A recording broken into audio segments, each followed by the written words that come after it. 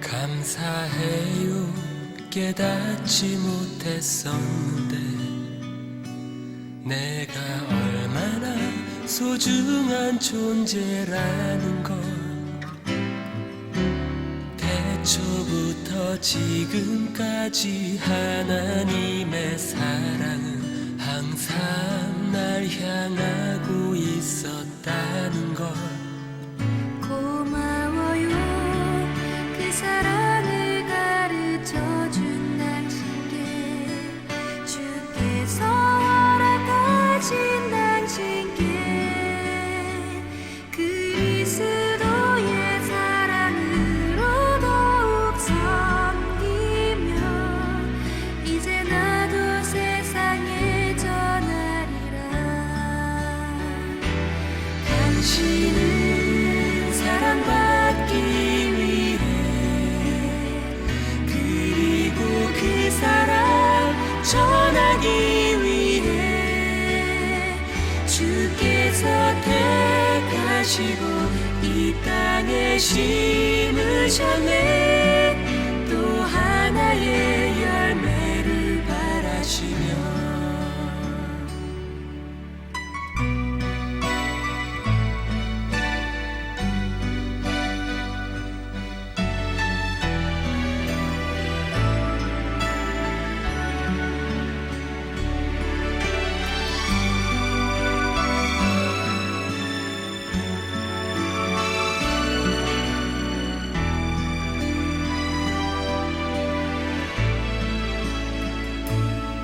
감사해요. 깨닫지 못했었는데 내가 얼마나 소중한 존재라는 걸 태초부터 지금까지 하나님의 사랑은 항상 날 향하고 있었다는 걸 고마워요. 그 사랑을 가르쳐준 당신께, 주께서 허락하신 당신께, 그리스도의 사랑으로 더욱 섬기며 이제 나도 세상에 전하리라. 당신은 사랑받기 위해, 그리고 그 사랑 전하기 위해 주께서 택하시고 이 땅에 심으셨네. 또 하나의 열매를 바라시며 당신은 사랑받기 위해, 그리고 그 사랑 전하기 위해 주께서 택하시고 이 땅에 심으셨네. 또 하나의 열매를 바라시며 또 하나의 열매를 바라시며.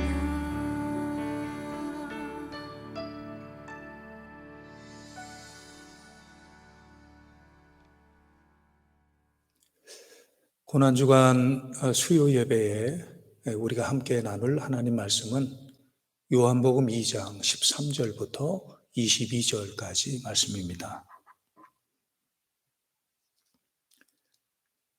유대인의 유월절이 가까운지라 예수께서 예루살렘으로 올라가셨더니 성전 안에서 소와 양과 비둘기 파는 사람들과 돈 바꾸는 사람들이 앉아있는 것을 보시고 노끈으로 채찍을 만드사 양이나 소를 다 성전에서 내쫓으시고 돈 바꾸는 사람들의 돈을 쏟으시며 상을 엎으시고 비둘기 파는 사람들에게 이르시되 이것을 여기서 가져가라.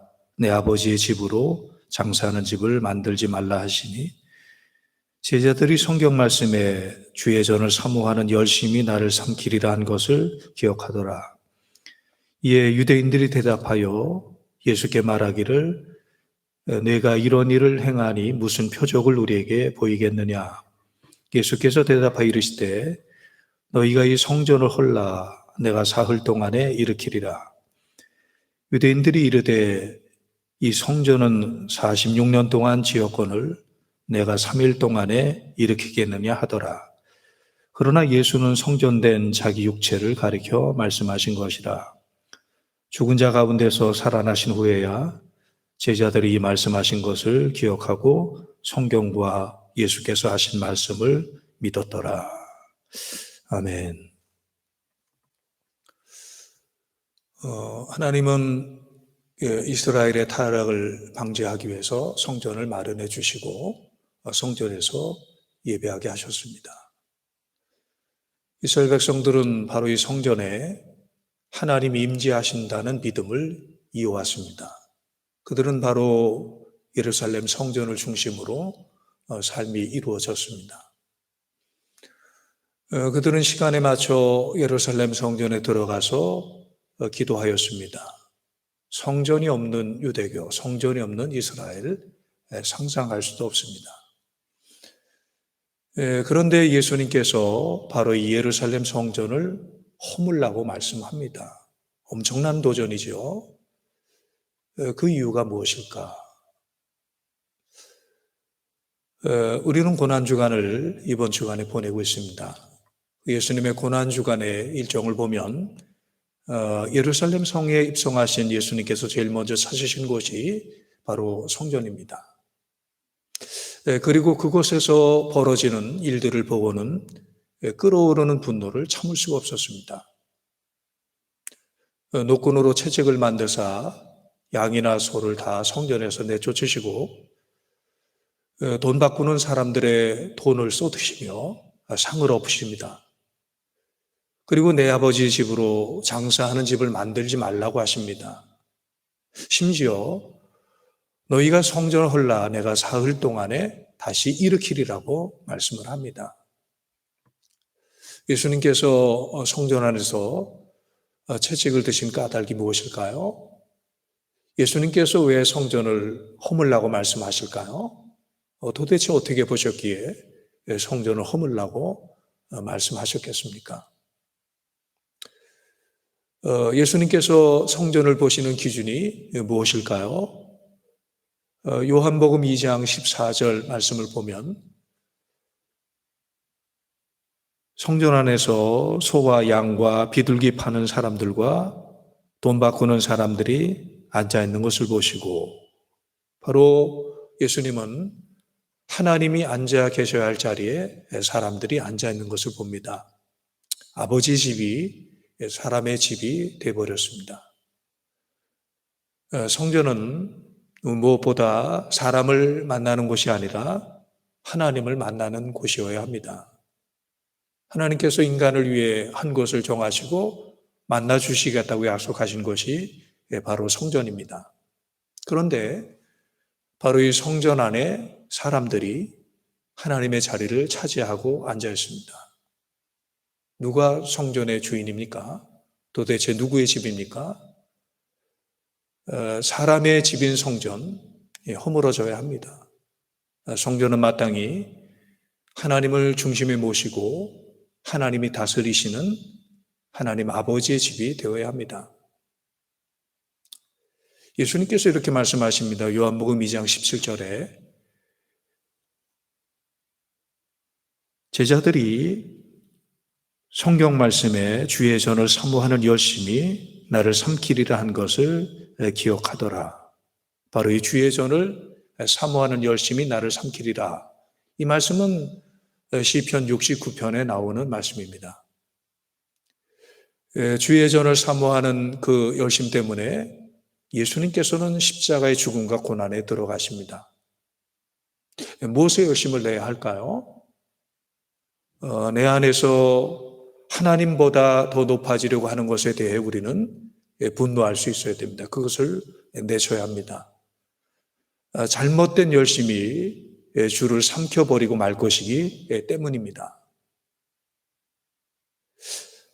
과연 우리의 열심은 누구를 향한 열심입니까?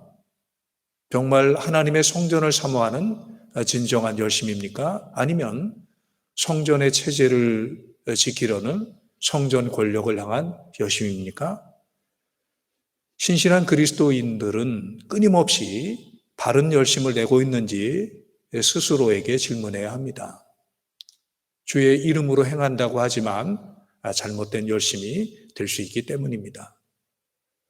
잘못된 열심은 하나님마저 삼켜버리고 말 것입니다. 예수님께서 채찍을 내리치신 예루살렘 성전의 모습을 우리는 항상 기억해야 합니다. 우리의 성전은 과연 어떠한가? 하나님 아버지가 다스리시는 아버지의 집이 되어야 합니다. 장사하는 집이 아니라 기도하는 집이 되어야 합니다. 강도의 소굴로 변한 그 가운데 기도를 들으시는 그 하나님의 심정 헤아려 보신 적이 있습니까?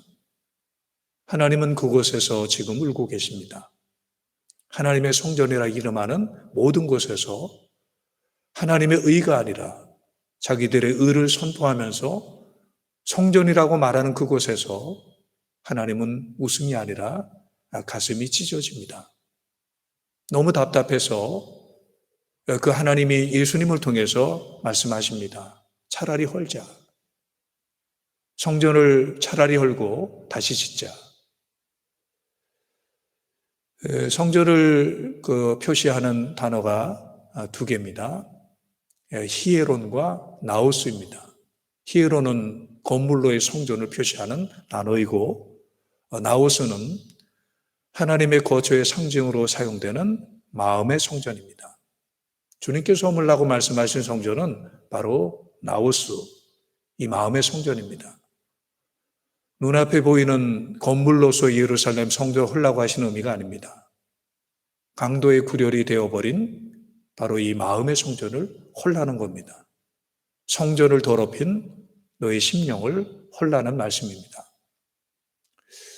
성도 여러분, 우리 마음에, 우리 신앙생활에 바르지 못하게 세워진 성전이 있습니까? 그렇다면 지금 헐어버려야만 합니다. 그러면 주님께서 다시 세워집니다. 믿고 헐어버리기만 하면 주님께서 다시 세워주십니다. 헐려야 예수님께서 원하시는 진정한 성전이 새롭게 세워지기 때문입니다. 내가 일으키리라.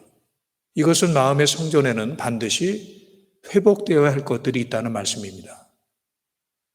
마태복음 21장 12절, 13절 말씀을 보시면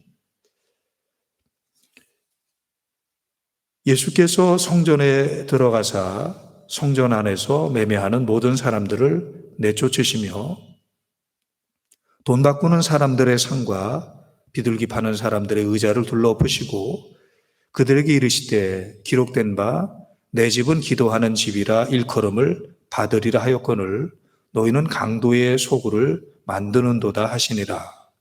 바로 이 기도하는 집이에요.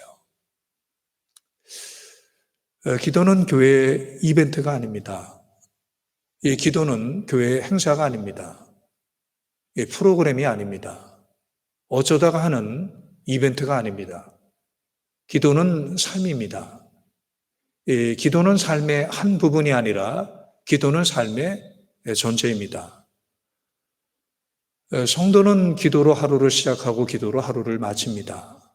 한 달도 기도로 시작하고 기도로 마치고 1년도, 우리 일생도 기도로 시작하고 기도로 마쳐야 합니다. 교회의 모든 일에는 기도가 앞서야 합니다. 기도가 교회를 이끌어가야 합니다. 기도는 교회의 최대의 재산이 되어야 합니다. 하나님의 교회에 주신 무기는 은과 금이 아닙니다. 세상의 권력도 지혜도 아닙니다. 바로 교회에 주신 무기는 기도입니다. 그러므로 교회는 기도를 무기로 사용할 수 있어야 합니다. 기도의 크기가 교회의 크기입니다. 기도가 클수록 그만큼 교회는 하나님의 영광이 드러납니다. 기도 생활이 클수록 기도하는 사람을 통해서 하나님은 크게 역사하십니다. 우리 교회는, 그리고 지금 이 땅의 모든 교회는 사순절 기도를 통해서 기도를 무기로 삼고 있습니다. 기도를 자원으로 삼아야 됩니다. 기도로 무장해야 합니다. 기도를 통해 세상을 정복하는 교회가 되어야 됩니다. 출애굽기 27장을 보면 성막의 등불을 밝히라는 말씀이 나옵니다. 이스라엘 민족이 출애굽 광야 생활 중에 하나님께서는 모세에게 성막을 세울 것을 지시하십니다. 하나님께서 그곳에서 자기 백성에게 자신을 나타내시고 이스라엘 백성을 만나셨고 그들 가운데 거하셨습니다. 성막 안에는 성소와 지성소가 있어서 하나님의 영광이 임했고 백성들의 회개와 감사와 찬양의 예배인 각종 제사가 드려졌습니다. 바로 이 성막에서 우리가 해야 할 일에 대해서 하나님은 이렇게 말씀하십니다. 출애굽기 27장 20절, 21절의 말씀을 보시면 너는 또 이스라엘 자손에게 명령하여 감나무로 짠 순수한 기름을 등불을 위하여 내게로 가져오게 하고 끊이지 않게 등불을 켜되 아론과 그의 아들들로 회막안 증거계 앞 휘장 밖에서 저녁부터 아침까지 항상 여호와 앞에 그 등불을 보살피게 하라. 이는 이스라엘 자손이 대대로 지킬 규례이니라. 회막은, 성막은 하나님을 만나는 의미가 있습니다. 그래서 하나님을 만나는 장소인 회막 안에 등불을 켜두었습니다. 저녁부터 아침까지. 이것이 대대로 지켜야 할 규례입니다. 사무엘이 성전에서 하나님의 음성을 들을 때에는 성막에 등불이 켜져 있을 때였습니다. 사무엘상 3장 1절 4절 1절에서 4절까지의 말씀을 보시면 이 사무엘이 엘리 앞에서 여호와를 섬길 때에는 여호와의 말씀이 희귀하여 이상이 흔히 보이지 않았더라. 엘리의 눈이 점점 어두워가서 잘 보지 못하는 그때에 그가 자기 처소에 누웠고 하나님의 등불은 아직 꺼지지 아니하였으며 사무엘은 하나님의 궤에 있는 여호와의 전안에 누웠더니 여호와께서 사무엘을 부르시는지라. 그가 대답하되 내가 여기 있나이다 하고. 여러분 기억하십시오. 성전에 아직 하나님의 등불이 켜져 있을 때 사무엘에게 하나님의 음성이 들렸습니다. 성전은 밤이 없습니다. 성전은 늘 밝아야 합니다. 성전은 어둡게 해서는 안 됩니다. 끊임없이 밝히라. 하나님께서는 모세에게 끊이지 말고 성막의 등불을 켜서 불빛을 밝히라고 말씀하셨습니다. 성전의 불은 계속 밝혀야 됩니다. 성전의 등대는 중단하지 말고 등불을 켜서 어두운 밤 성소를 밝히도록 해야 합니다. 성막의 불을 꺼뜨려 어둠이 지배할 때 어둠의 역사가 나타나고 하나님의 음성은 들리지 않게 됩니다. 우리들의 믿음의 삶은 영적 생활에 잠이 들어 불빛을 밝히는 생활이 중단되어서는 안 됩니다. 너희는 밤새 어둠을 밝힐 수 있는 등불을 켜라. 이 말씀을 들을 때는 이스라엘 백성들이 광야를 지날 때입니다. 광야를 지날 때 그들에게 무수하게 많은 일들이 있었습니다. 홍해가 있었고 쓴물이 있었고 금송아지를 만들어서 섬기는 우상숭배 사건이 있었고 가나안에 들어가서는 바알, 아세라 우상을 숭배하는 이런 그 일들이 생기고 또 히스기야 왕, 요시야 왕의 종교개혁도 있었고 참 한마디로 그들의 삶은 다사다난한 삶을 살았습니다. 하지만 한 가지 일관된 일은 하나님의 성막 안에 항상 등불이 켜져 있었다는 것입니다. 세상 안팎에는 이런 일이 있고 저런 일이 일어나고 있었지만 한결같이 이 성막에는 등불이 켜져 있었습니다. 역사를 이끌어 가시는 하나님은 구속사를 진행해 가시면서 이 역사를 결코 외면하지 않으시고 주도해 나가십니다. 바로 이것을 믿는 것이 신앙입니다. 그 하나님을 기다리는 것이 신앙입니다. 그 하나님에게 희망을 두는 것이 신앙입니다. 교회는 어떤 일이 있어도 절망하지 않아요. 성도는 어떤 일이 있어도 절망하지 않아요. 왜 우리가 성전의 등불을 항상 끄지 않고 켜둡니까? 바로 우리는 희망을 하나님에게 두기 때문이에요. 우리는 보수나 진보에 희망을 걸지 않아요. 우리의 희망은 좌파, 우파에게 두지 않아요. 우리가 하나님의 성전의 등불을 켜두기만 하면 졸지도 않는 하나님의 역사, 주무시지도 않는 하나님의 역사가 나타날 줄로 믿습니다. 바로 우리의 신앙심은 하나님에게 희망을 둡니다. 하나님에게 희망을 갖고 오늘의 삶을 결단하는 것, 이것이 바로 신앙입니다. 집 하나라도 지은 사람이 있고 주인이 있고 어느 나라 어느 고을이라도 다스리는 분이 있는데 이 우주 만물을 다스리는 분은 아무도 없단 말입니까? 이 우주 만물을 지배하는 분이 아무도 없습니까? 하나님, 바로 하나님은 만물의 창조주시고 만물의 주인이시고 그리고 만물의 지배자이시고 만물의 왕이십니다. 한평생 멀고도 험한 길에 하나님의 도우심을 받아 우리의 가는 길을 갈 때 그가 우리를 인도하시고 또 이 세상에서도 우리를 한없는 축복으로 같이해 주십니다.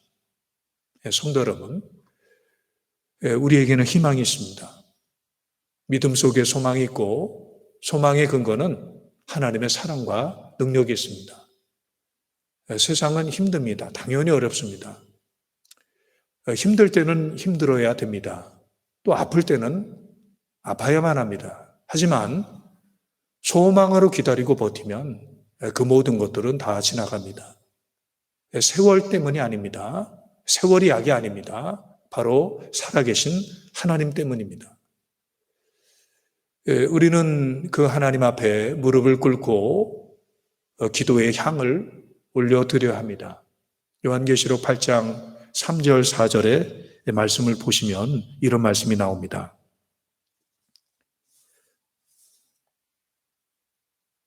또 다른 천사가 와서 제단 곁에 서서 금 향로를 가지고 많은 향을 받았으니 이는 모든 성도의 기도와 합하여 보좌 금제단에 드리고자 함이라.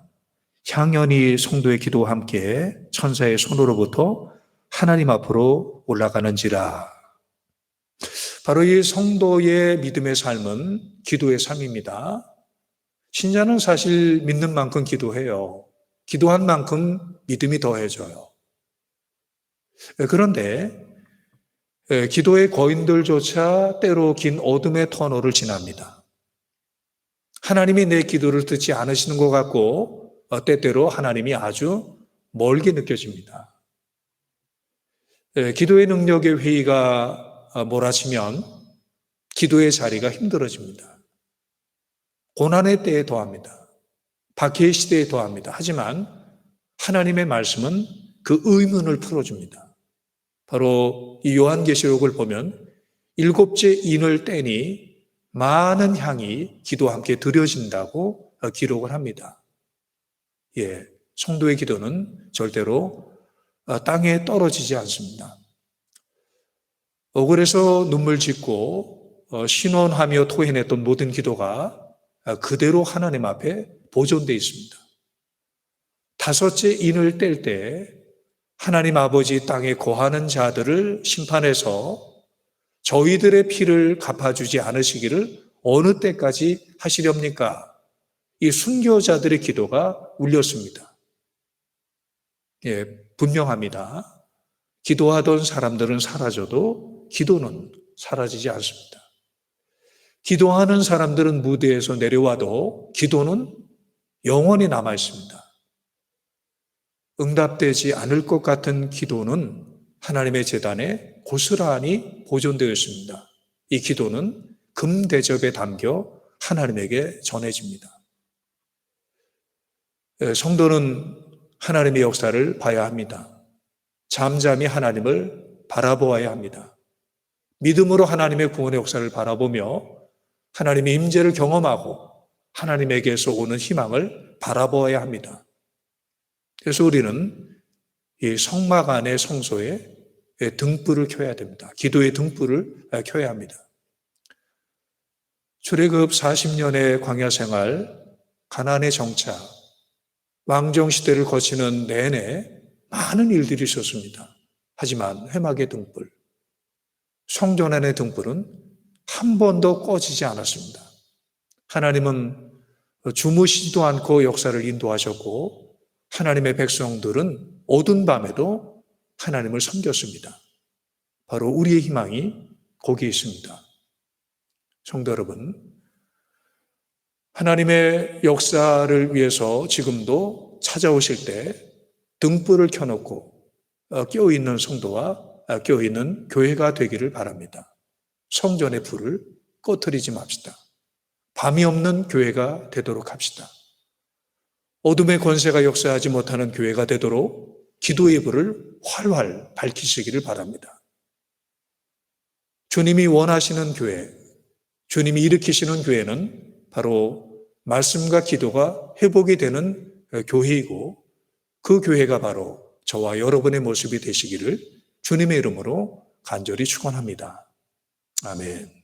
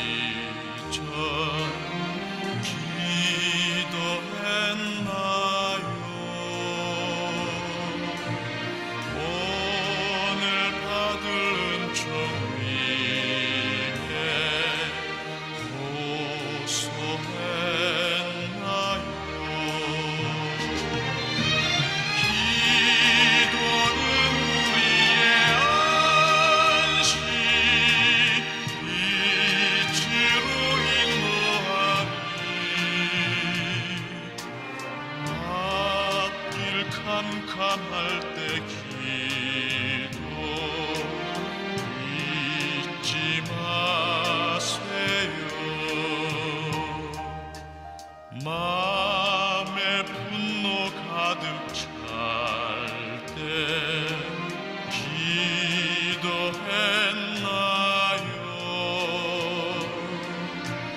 나의 앞길 막는 친구 용서했나요?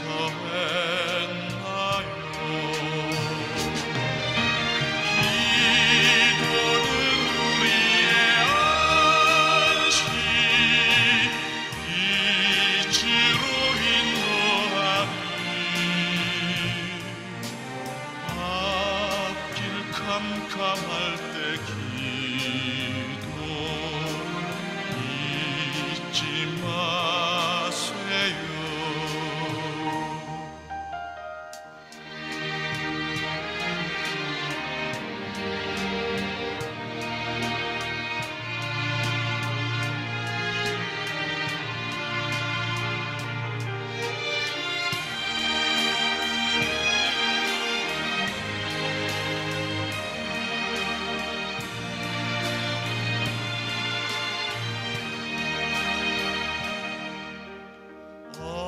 어려운 시험 닥칠 때 기도했나요?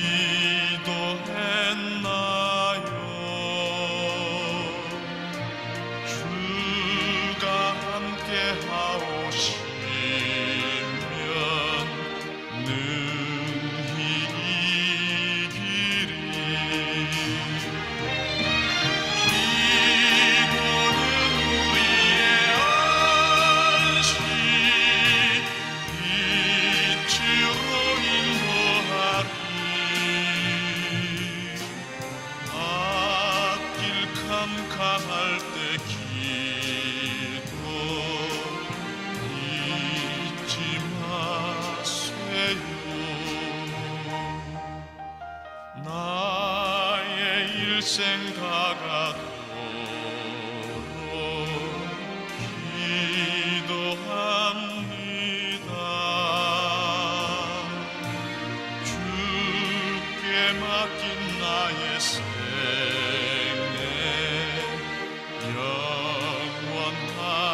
영원하리라. 기도는 우리의 안식, 빛으로 인도하리. 앞길 캄캄할 때 기도